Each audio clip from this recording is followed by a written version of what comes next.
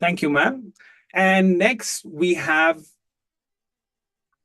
honored to have with us Dr. Manjula Anagani, a Padma Shri awardee and a highly respected gynecologist and surgeon. She has dedicated her career to advancing healthcare for women and children with her extensive expertise in reproductive health, pregnancy care, and pediatric health. We hope to answer a lot of questions related to women and children's issues, especially in the packaged and ultra processed food space. Pleasure to have you with us, Doctor. Thank you, Dr. Aman, and the whole Truthin team for having me. Like Dr. Sunita said, it's a really privilege to be on this platform to talk about what is the need of the day. I always believe that we become what we eat. So whatever we put inside our stomach or into the body is what the way we come across, including our thought process and everything which goes. So, and the lacunae, what we see in the real world is mostly about the awareness. We start trusting people. We start trusting the brands because we automatically in Indians we have this something called as trust factor, which we think which goes with okay, that company is doing it, so it has to be good, or this person is telling, so it has to be good. But the reality is sometimes it really bites. So that is something which we are here to do about. And I think when we start talking about it, more and more nuances and more truths are going to come out. And that's the way we make our audiences and everybody aware so that they actually take what they hear, what they listen, and incorporate into their day-to-day life. Listening is one thing, hearing is one thing. That is what I always believe in. Many of us listen, but they don't actually hear and implement into their day-to-day life. I hope today it makes a little difference. Thank you. Yes, ma'am. Thank you and pleasure to have you on board. And I totally agree, ma'am, that we need to, start acting on this information. We've been listening, we've been hearing, but we haven't been acting on it. And this action is where the change comes across. So our next panelist, Revant Himmat Singha.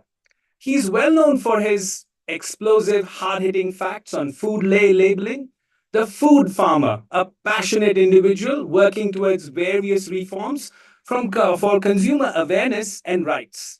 From Label Padega India to Seatbelt Pehnega India, and now trending Organ Donate Karega India. He's here to help us with Ab Label Samjhega India. Welcome, Food Farmer. We're delighted to have you with us. Thank you so much. It's a pleasure and honor to be amongst all of you, Dr. Manjula, Dr. Sunita, and Dr. Aman as well. Thank you so much for having me. And I strongly believe that all of us Indians, we are educated, but we're not health literate. So that is been my personal goal as well, to try to make India slightly more health literate. And yeah, and I'm very excited to answer all the questions. I've been seeing the chat as well. Thank you so much, Shubham, Madhushri, and Sanya. Thank you so much, all of you. I will be happy to answer any questions along the way. Sure, you have a lot of questions coming up, and yes, we're really interested in your perspective as well. A one-man army, as they call you for now. Let's go ahead. I'll just quickly give you a brief on what to expect in the next 45 minutes. First, we'll begin with opening remarks from each of our panelists on awareness to action. Next, we'll dive into Q&A session where I'll be asking a set of interesting questions on your behalf to our panelists. We will try to explore the common challenges people face when choosing packaged foods and what action can be taken to overcome these challenges. Every 10 minutes, we will pick up a few questions you've raised for our panelists. This is your chance to ask our eminent panelists any burning questions you have about packaged foods, food labels, or how to take action towards healthier decisions. Please ask your questions in the Q&A section, and I will pick them up momentarily. At the end of the session, I will summarize the action points given by our panelists, so stay tuned. Let's dive in. I request Dr. Sunita to start with her opening remarks. Ma'am, if you could kindly. So, Dr. Aman, first of all, the first basic thing, what are ultra-processed foods? These are food or beverage products that go through a series of industrial process, as we know, and they require sophisticated equipment and technology. And you get to see them in your supermarkets. We are surrounded by these colorful packets. That's why I call it as a obesogenic environment. They are easily accessible, they are low cost, and ready to eat. They don't require cooking, or they don't require your time. And also hyper palatability. So, it is kind of an addiction. When you take that wrapper, you want to eat it more. So you end up eating more calories, and that results in weight gain and obesity as such. And we know that non-communicable diseases like diabetes or cardiovascular disease or cancer, where obesity is one of the most important risk factor. And there are a number of studies relating these kind of high intake of ultra-processed foods in relating to these kind of health outcomes as well. So it's very important that many health authorities have clearly stated that unhealthy diet is now a major determinant of these chronic diseases. And ultra-processed is a major component of our regular diet in today's lifestyle. So it's very important to know more and more details about these kind of foods, what they contain, and whether they fit into our regular diet. All those details can be learned. Yes, ma'am. So I do have many questions for those details coming up. I'll just ask Dr. Manjula to give her opening remarks on this. Ma'am, could you please? I think in continuation with what Dr. Sunita said, that is what I look at, because in today's time, it's two other diseases which are increasing. One is the mental health. Second one is the autoimmune diseases. Now, more and more literature and this thing is coming out that autoimmune diseases start from the gut. Again, it is the microbiomes which are there, what we have, the asynchrony between them, from the good gut microbiome and the bad gut microbiome is the reason why we are developing so many diseases, apart from obesity and everything what Dr. Sunita said. Now, what is it leading to us making it very vulnerable to eat the easy food, easy made, ready to eat? More and more stress-induced diseases have increased. That is a mental health issue. So we start binge eating, we start sitting there, start feeling lonely, this thing about everything about it.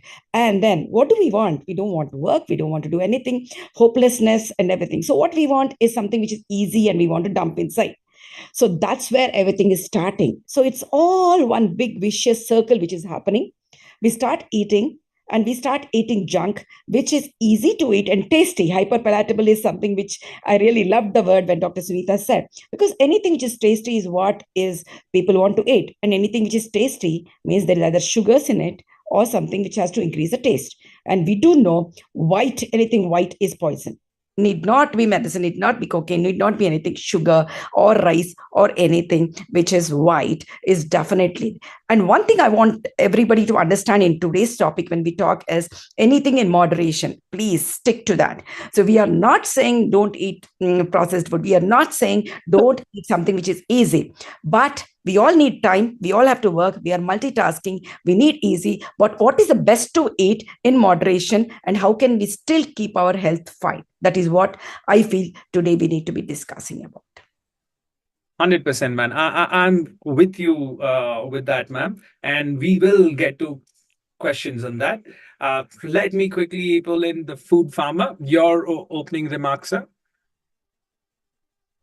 Yeah, I mean, I'll just say one thing is that in the thousands of years of human history, we've been eating this sort of packaged food only for the last probably 20 to 30 years, 40 years, 50 years, and at max 100 years. And in fact, it grew in popularity during the World Wars, where the soldiers needed food to last longer during the wars. It was not, and that's how it's kind of started gaining popularity, because they were trying to prepare food which doesn't expire quickly and it can last longer and things like that. But now we cannot even imagine a life without the packaged food.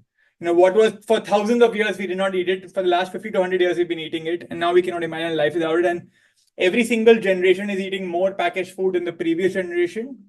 Like I am eating more packaged food than my parents. My parents ate more than our grandparents, and the one generation below us is eating more. So I think it's a very important thing we need to talk about. I think we've reached a time where we cannot avoid packaged food fully. So the best we can do is pick the better packaged food. So it's impossible almost at this point, because even your atta is or like your rice is also coming technically in a package. So that's the best we can do at this point. Great perspective, 100%. Yes. So, yeah, if you look at it generation wise, the amount of packaged foods that we have been consuming has kept on increasing. And maybe there is a correlation, if not causation, for the NCDs, at least. We'll get into our Q&A session now, and we'll just look at some of the basic questions. So one of the questions that many people ask us is, how do you identify, how do you differentiate between ultra processed food and other packaged food? Because everything is coming in a package now. And Dr. Sunita has already answered some of that. She's already gotten up some points over there. But how would you differentiate? I mean, what would you call ultra processed as such? Dr. Aman, yes, we have different categories of food. As Raven said, we cannot imagine life without processed food. Everything that you eat, whether it's your rice or cooking oil or sugar, everything is processed. So processing is not bad, but how do you differentiate the good from the bad? Minimally processed do not contain additives. There is slight alteration in the basic food product. Something like pasteurization of milk or milling of rice, which undergoes processing. But ultra processed, everybody's talking about ultra processed. To that extent, the recent dietary guidelines for Indians, which have been released in India a few months back, has added a specific guideline on ultra processed foods.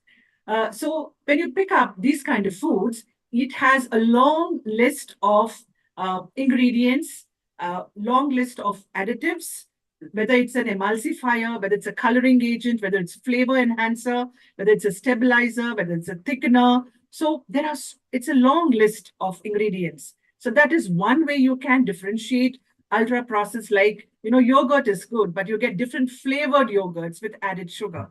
That is where you have to really differentiate from what is ultra processed and what is processed.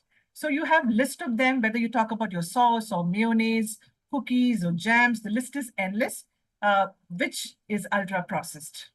So, ma'am, in a short sentence, can I just say that if there are many additives in it, and these additives are artificial, or they are something that you don't really need in it, but they are added for hyper palatability, or for that kind of want to have it, then we can call them ultra processed. Would I be correct in saying that? Yes, absolutely. Okay. Ma'am, do you have any inputs? I think, like I said, taste is something which drives people into getting addicted into whatever it is. Need not be anything else. And definitely when we add something to, everybody thinks of business. Naturally, I think that is the way this whole generation or anything. Nobody thinks about is it healthy or what. See, for me, what I am making is what any businessman thinks. So it can increase the taste. It can increase the weight. Please understand that when I said weight, because that has made a whole lot of difference to the chicken, the way it is processed and the way it comes out. What is the weight where what is chicken has to be, and what is the weight of the chicken which is made in today's times, including the egg, even the everything which comes. But one thing I really liked what Dr. Sunita said is about the pasteurization of milk. People do not understand where the adulteration actually happens is when people say, हमारे घर के पास तो गाय को भैंस को लेके आके दूध देते हैं, so it is very very healthy. Absolutely not. Pasteurized milk is the way to go forward, because we are killing all the infection and everything which goes with it. That is a sterile milk which we are giving. You really don't know what are all the things which are fed to the bands, so that the milk which is coming, which is not sterilized, not pasteurized, is going to be full of the hormones which is being junked in. So it can be indirect and direct. So I think when we talk about processing and when we are doing additives, we have to talk about direct and indirect additives also. Correct, ma'am. 100%. Yes, that's a very interesting perspective again. So processing is good. Ultra processing is not. Yes. Helping us overcome the infections, decay, disease, etc. is good. But we need to avoid adding hyperpalatability ingredients which may cause harm or which are known to cause, at least some of them have been shown by studies to uh, do some harm to us. And some are added just for longevity because हमको ये तो 6 महीने के लिए आ रहे हैं, 1 साल के लिए आने के लिए क्या करना है. I think we have to understand all this this thing of the business people. Correct, ma'am. So business wise, food farmer, what do you feel? Do you think businesses are doing this specifically to increase their margins? Like doing like this, as in like the ultra processing? Yeah, ultra processing, something which can last. Say I make some chips at my home, and it can stay for a few days, maybe a couple of days at the most, especially if I can put it in a fridge, maybe a week or so. But we see that these manufactured chips can stay for months. They have a 6-month expiry. Yeah, no, so I have a line which I often use is the longer the expiry date, the sooner our expiry date. Yes. Because the product has even more preservatives, and the same thing with shelf life. The longer the shelf life, the shorter our life. And I'm allowed to take names of brands openly, right? So like, Well, I can promise you one thing: you'll get no legal notice from us over here. okay, as long as the attendees are not from any company. So like you take a actual orange juice and you leave it outside. Like you make a fresh orange juice and you leave it outside, it'll go bad in 3-4 days. But you buy a packaged real company's orange juice, it'll last for a year, and of course that's an issue. But I've spoken to a lot of small businesses as well, and like a lot of food manufacturers. One of the reasons why they add some of these additives and preservatives is because if they don't add it, none of the major grocery stores will keep their products. So the biggest grocery chains, D-Mart, Big Bazaar, or whichever ones you hear of, unless your product is ready to be in the shelf life for, like ready to be in the shelf for 1 year or minimum 6 months, the inventory cost for them is too risky that, they'll keep something and it'll go bad and they have to throw it. So that is one of the reasons why they do it. Of course, it's like the state of affairs for them. So that is one of the biggest challenges now. How do we change the entire ecosystem such that, you don't even need that, even the grocery stores are willing to accept like fresher or lesser expiry date products. So that is like the challenge as well. But I have many peers, who also have a different way of looking at it. See, India is a very cost-sensitive market, right? And people, it's tough, for everyone to afford something which is, very clean, has only whole foods, etc. So many times for an average individual, they would not. I mean, they don't want to spend a lot, and they want to buy something which can be available on the shelf for 6 months, and it's 10 rupees. And if something else is like a real fruit juice, if you want to go and buy in the market today, it'll be at least 50 to 60 rupees. So does cost also play a factor, especially for our consumers? I'm looking at what our consumers would say. They don't mind keeping that in at home for a month or 2 months and consuming it because it comes at a certain cost. Yeah, 100%. The cost and the convenience both come together. The packaged food is offering them convenience, plus the slightly more junk packaged food is usually cheaper as well. And the slightly better brands, they usually are more expensive. And they are also not as readily available in the mainstream grocery stores. They are maybe available online, but not necessarily in the grocery store. So also the junk food companies are also marketing themselves as healthy. So so for an average consumer, how do they differentiate what is healthy, what is not healthy? If the 10 rupee thing also is calling itself healthy and the 100 rupee thing is also calling itself healthy, you will just choose the 10 rupee one, right? Because you don't even understand what is healthy and what is not healthy. So that is also the challenge, of course, because everyone is calling themselves and marketing themselves as the most fresh and the most real thing. So of course, cost is the reality of the today's times, and especially India is not the wealthiest country, like amongst the wealthiest countries. So of course, cost plays a role. Yes, true. So That is definitely a different way to look at it. Calling yourself healthy even though you're not, you know, that is another question actually. But coming back to ultra processed foods and nutrients, let's just talk about that for a minute, if I may. Nutrients in general, over the past few decades, we have recognized that some nutrients can lead to weight gain, obesity, especially on overconsumption of those. And once you do that, with obesity come another set of issues, many other NCDs, etc., which are related to it. So when we say ultra processed foods, do they really not contain other new nutrients? We've seen many formulations which also contain protein, or they add some proteins, add some vitamins. The whole idea of added minerals, etc. So how does that work into ultra processed foods?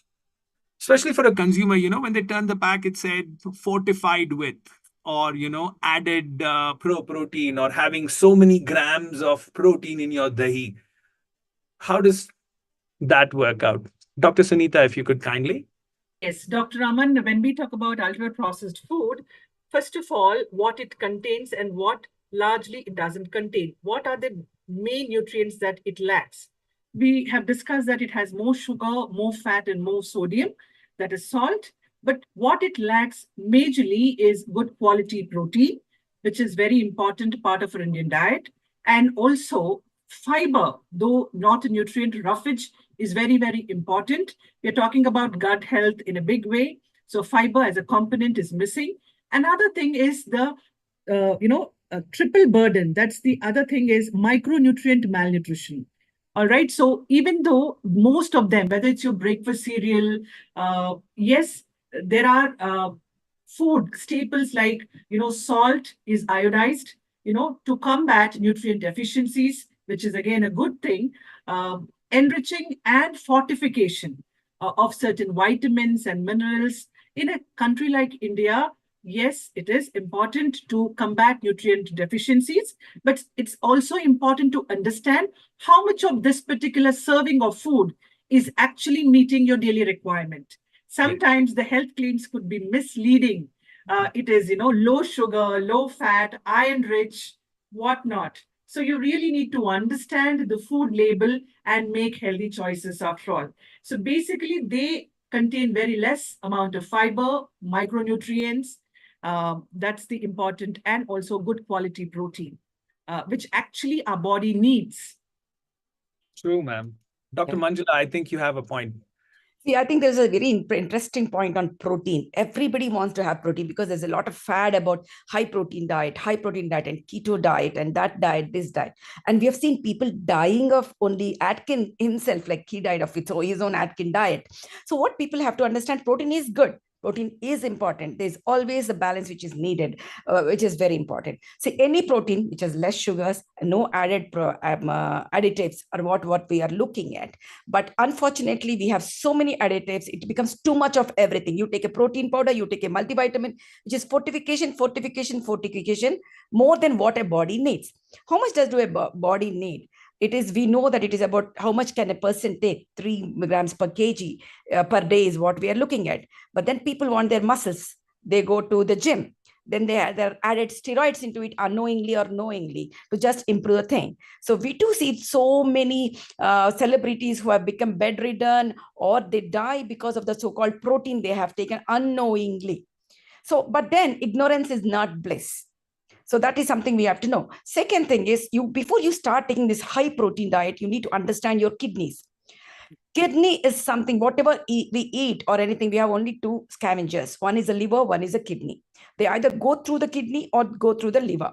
So if the protein is something which goes through the kidney, so high protein can really be a very heavy load on the kidney. And if your kidney is in the borderline function and you take a lot of protein, that's going to damage the kidney. So we need to understand everything before you start self-treating yourself with all these things, because somebody said protein is good, somebody says something else is good.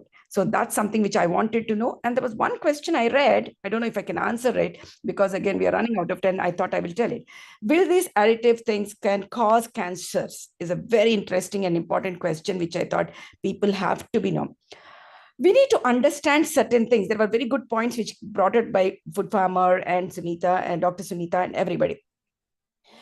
We are all talking about obesity, obesity, obesity here. And we also spoke about endocrine disruptive chemicals.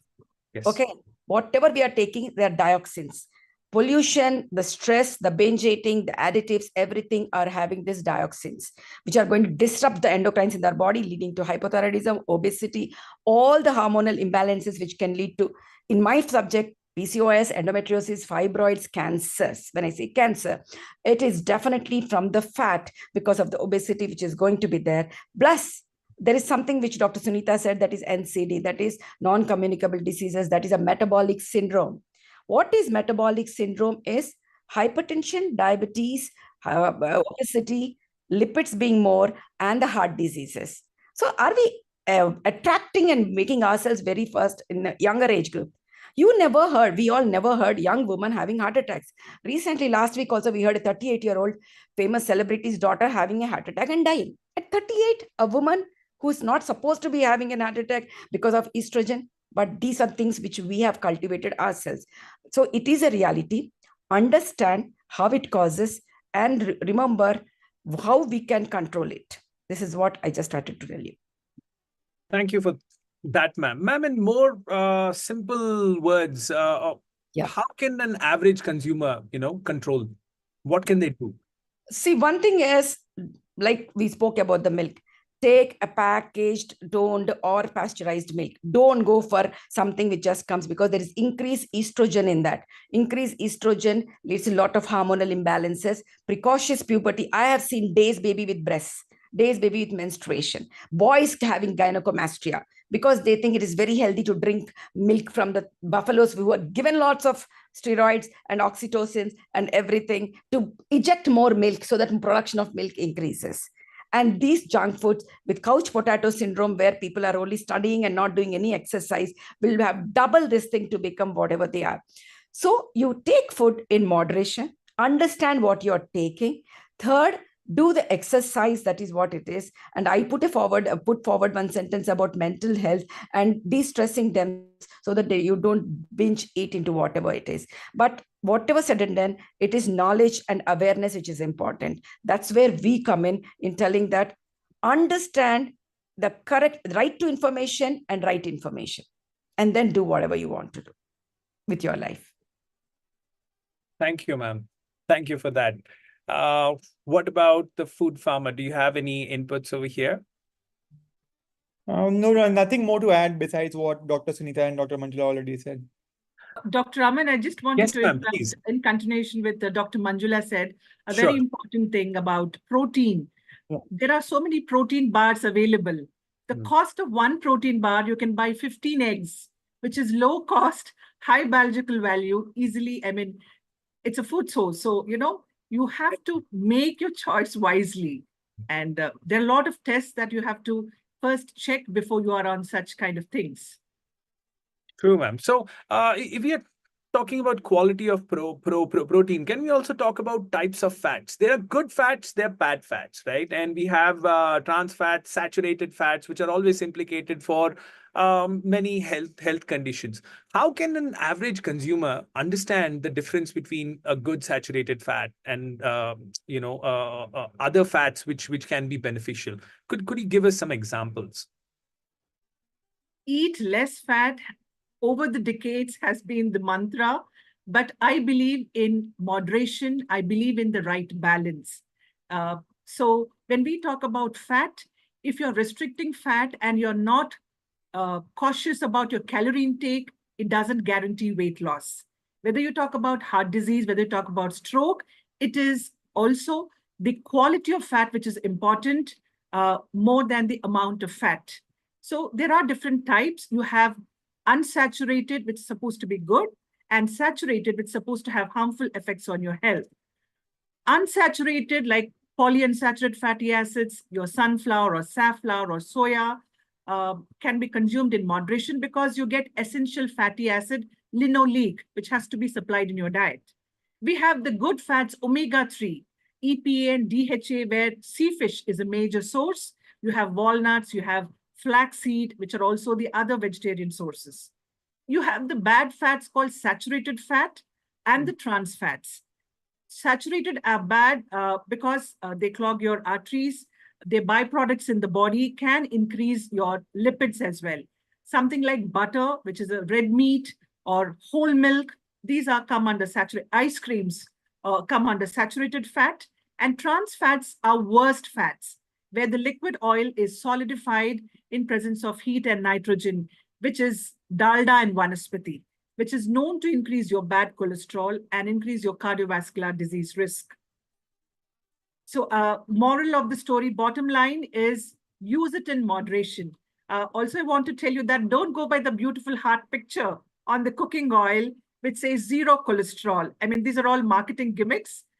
So no oil contains cholesterol because it is all from plant sources. So using a variety and using in moderation is what is important. True, ma'am. 100% agree with that. What about, I have another question from one of our attendees, and the question is about refined oils. The question says, what are the specific risks associated with refined oils? And is refined better or cold pressed better? So many people have this confusion. Why refined? So if anyone could elaborate on that. Yeah, Dr. Aman, if you could ask me about refined versus cold pressed. Cold pressed is freshly extracted. It is known for its aroma and flavor, but this is not suitable for cooking. It could be added to a salad or just minimal sauteing. Whereas refined oil, we've been using for many, many years. Understand the process of refining is when you extract the cooking oil, there are so many contaminants. So lot of people, even on social media, think refining is bad. Refining is a process of removing the impurities and extending the shelf life, adding antioxidants, preventing the oil from becoming rancid. So these are other advantages. So as I said, even if it is refined oil, the problem comes when you are using repeated use of reheated oils. So try to use it minimally for sauteing, not for deep frying. That's most important thing, because there is release of free radicals, which actually cause harm if you repeatedly use reheated oil.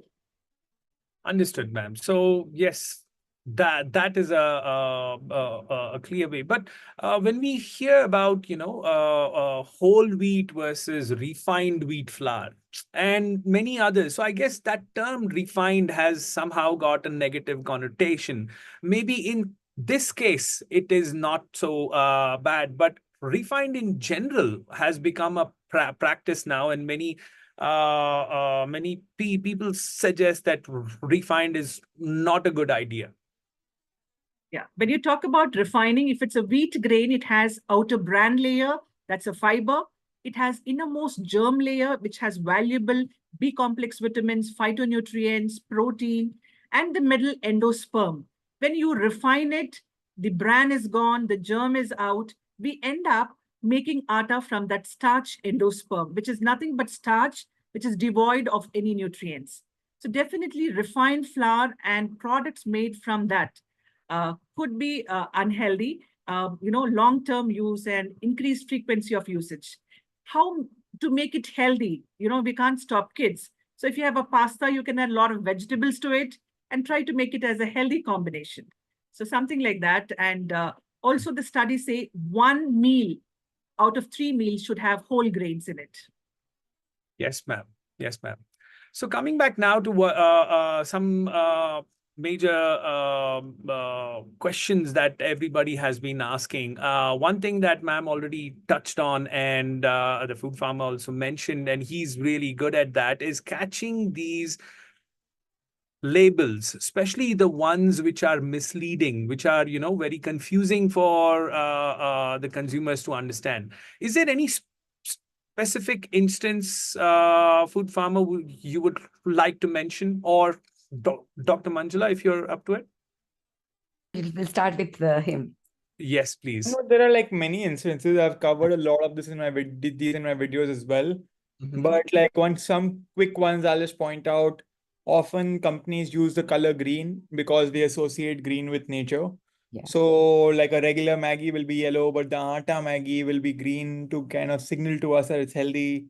A lot of skincare brands also do this. Himalaya and many other brands, they use green in color. Some other things that sometimes in companies trademark their name. Like for example, someone was talking about oil recently, like Doctor's Choice. So the name of the oil is Doctor's Choice, so you automatically think it's made by some nice doctor, but it's not really that healthy of a oil. There are many ORS companies which have trademarked the word ORS itself. Fresh tomato ketchups which have trademarked the word fresh, Taza milk, and so many more companies. So that is another marketing thing. Also, like just recently, I had made a video. I'm just saying this because right in front of me is this particular peanut butter. It has 31% protein RDA. So most people would assume that if you consume a serving of it, you will get 31% of your protein. But very cleverly, somewhere in the small font, they've written protein calculated on the basis of 7 to 9 year olds. So for an adult, it's only like 10-15% protein. For a 7 to 9 year old, it's 31% protein. Next, they'll do 100% protein and right for infants. But like these kind of things are like common, marketing gimmicks which companies use. Of course, there are various other things. Again, these are all marketing experts and they are like all very smart guys who are trying to do this. They'll give toys sometimes, like McDonald's and so many other companies. They have toys in their junk food and things like that, just to lure kids to get into the habit early enough. Correct. Kinder Joy is one big example. Yeah, It comes with half a yeah. Aman, we should not forget there is from Yes, age old, from Kurukshetra, we know Aswattama Hatah Kunjaraha. So that is what all the marketing gimmicks will be. They will project something which people understand. Then there is something in between lines which we are supposed to read.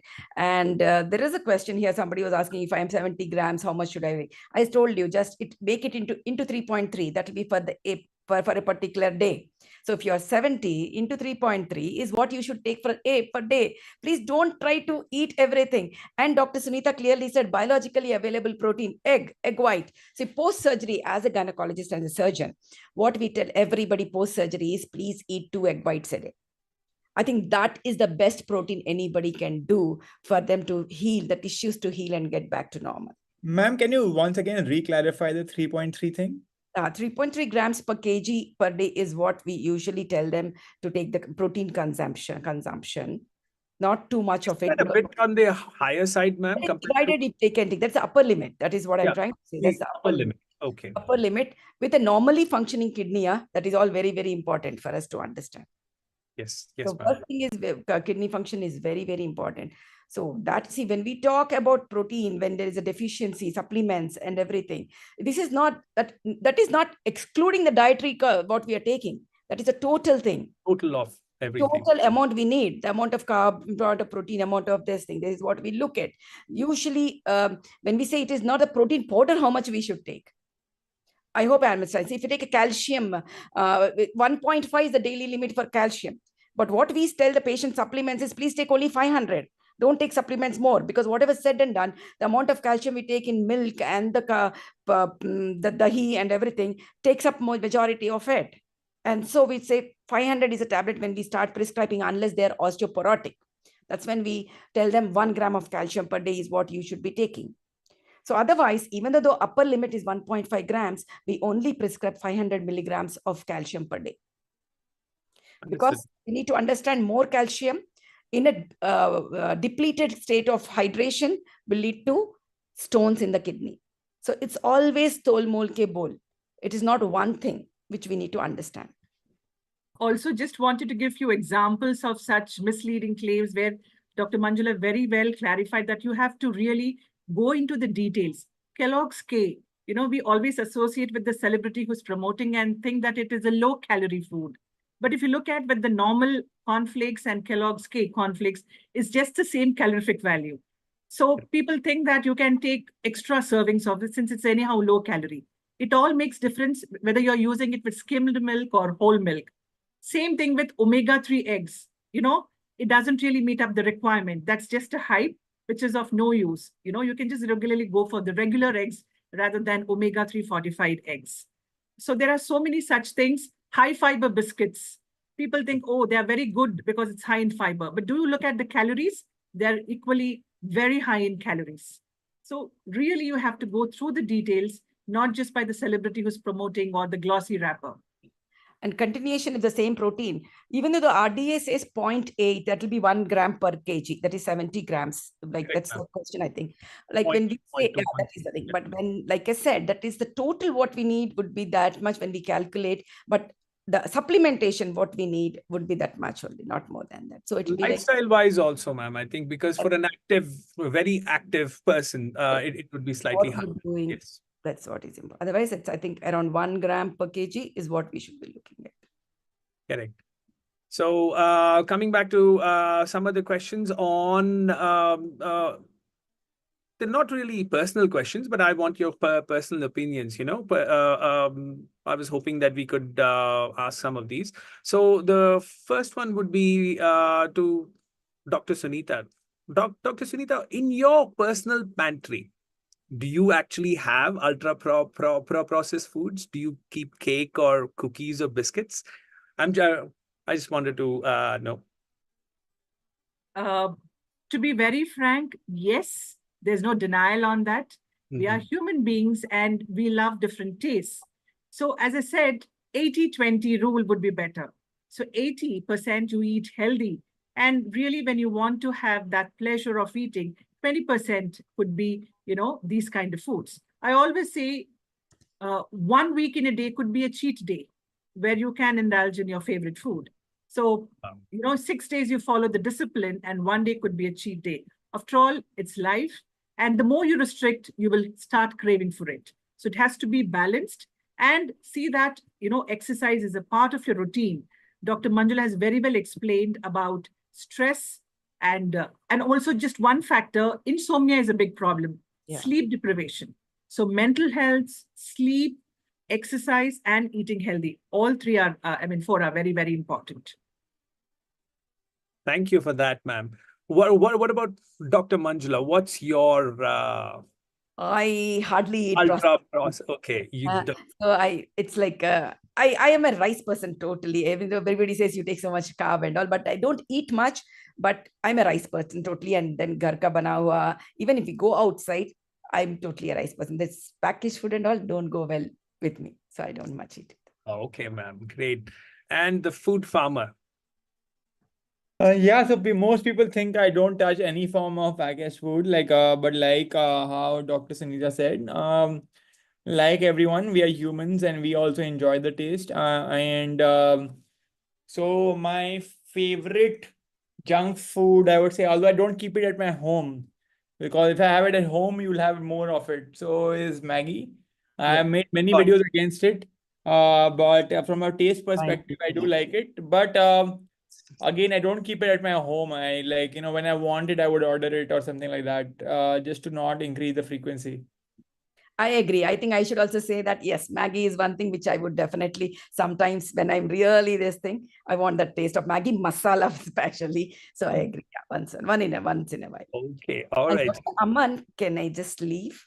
Sure, ma'am. Sure, ma'am. Thank you for pleasure to be with all of you because I have another webinar to attend. So I'm really sorry that I'm leaving both you guys, but I'm sure both of you are enough for the whole lot in India to understand what is the best. Thank you. It's been a pleasure to be. Thank you, ma'am. Thank you. So I do have a couple of questions for the food farmer. Can I just ask you one more thing? What about ice cream? Nowadays, ice cream and frozen dessert. There's a big difference. Many people think that frozen dessert is ice cream, but it's not. Yeah, so there are two differences. One is obviously the ice cream, which is made with milk, and the frozen dessert is mainly made with palm oil, and that's to sort of make it cheaper.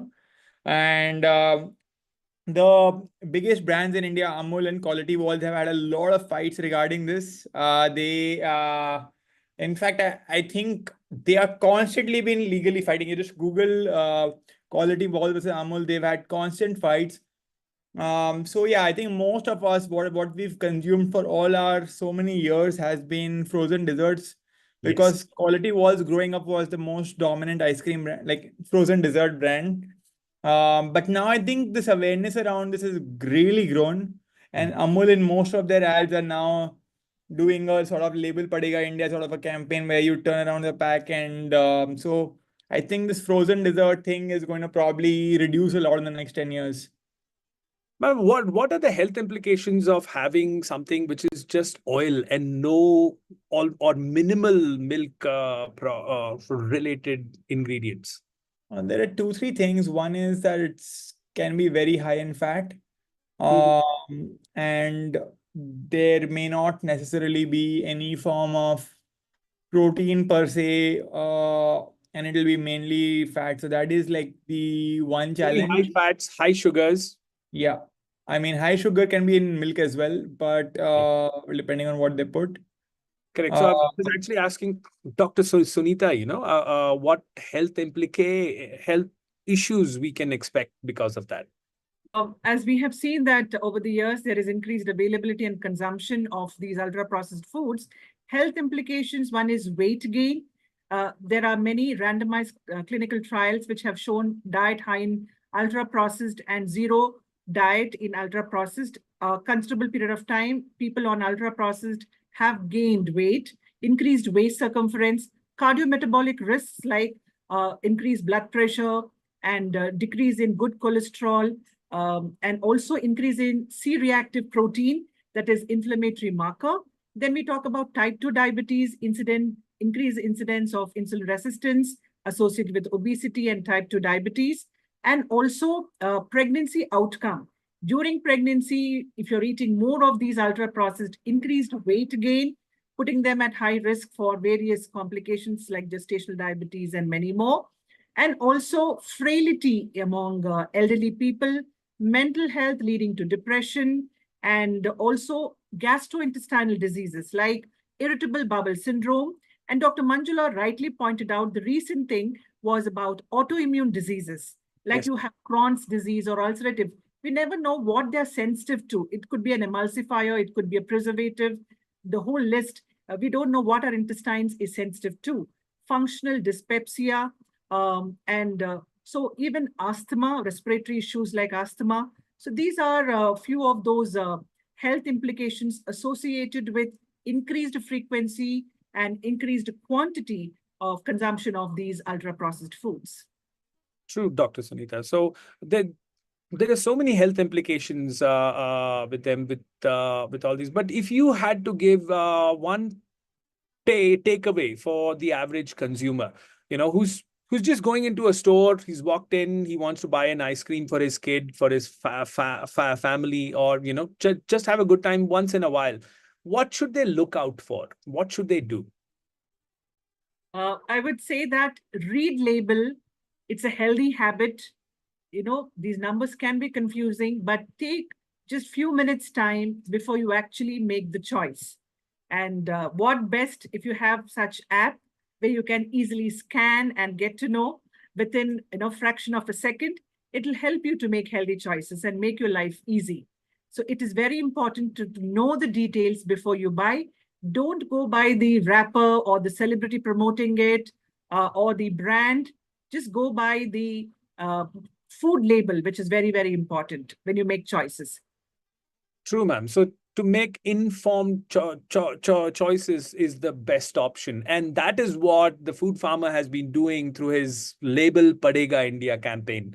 What is the best outcome you've seen? I see you putting up so many videos and pictures of kids doing the sugar board and so many other things. But for you personally, what was the best outcome for it?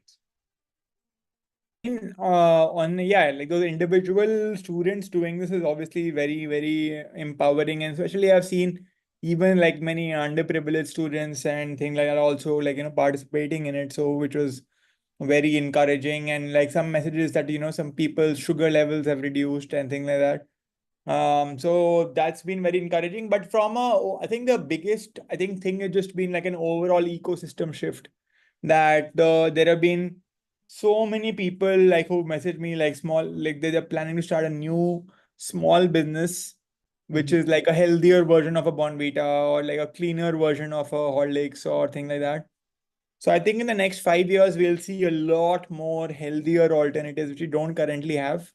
And the brands also will be like, earlier they felt like, how, for example, the most famous biscuits in India, like the Good Day biscuit, is like 1% almonds and all, and then they write almond cashew biscuit. So what I feel is like when they're launching their new products, they'll be very scared to do all of this. Like in the existing products, yes, it's like, it's probably going to remain for some time.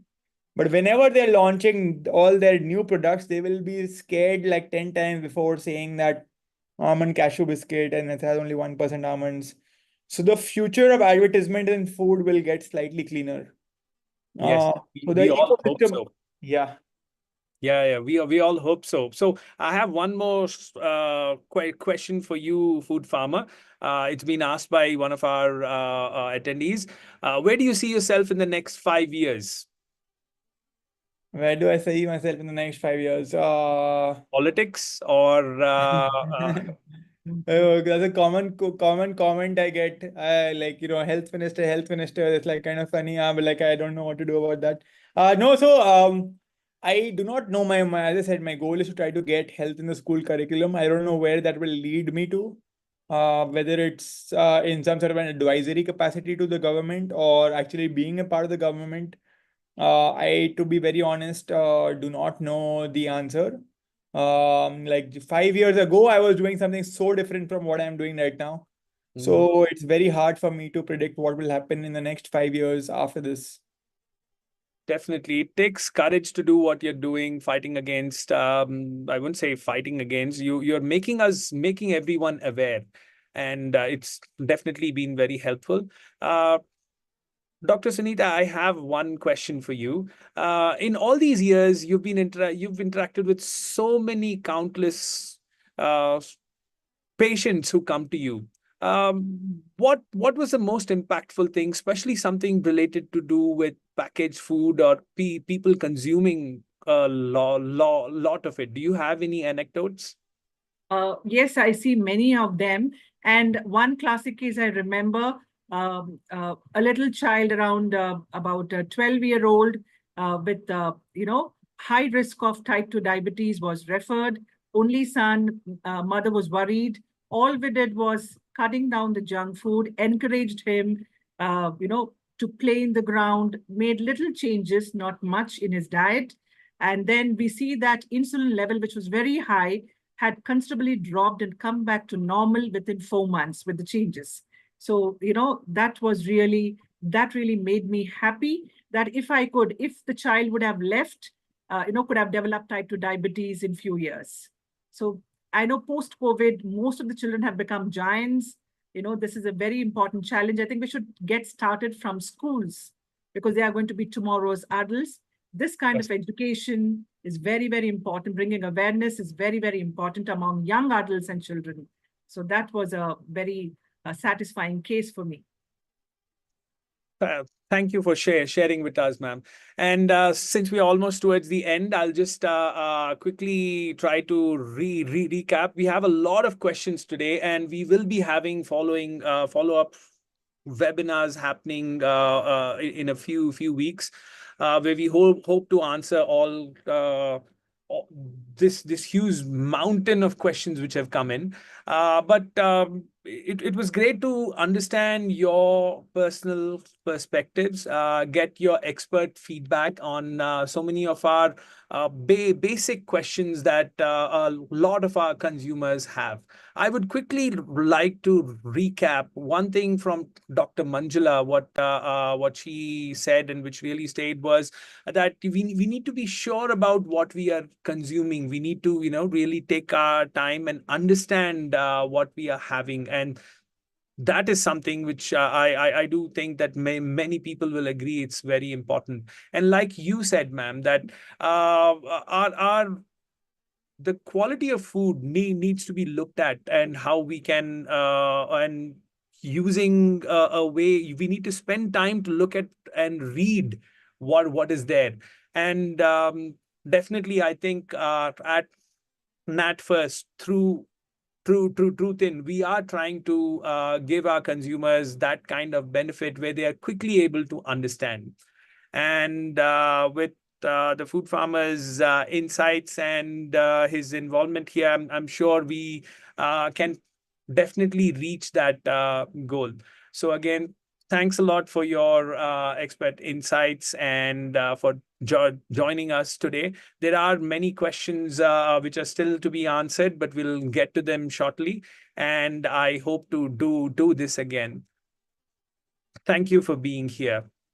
Dr. Sunita, do you have any ending? I just wanted to say that eat wisely and stay healthy. Thank you, Dr. Raman, for this opportunity. It was lovely talking to all the panelists, interacting with them. Thank you so much. Thank you, ma'am. Food Farmer. Thank you so much, everyone. Just one last line is, label padega India, tabhi to swasth banega India. Thank you so much. Thank you all. Thank you everyone for tuning in. We will be sending out a recording of this, and it will be available on our different platforms. And we'll end this now. Thank you. Thank you.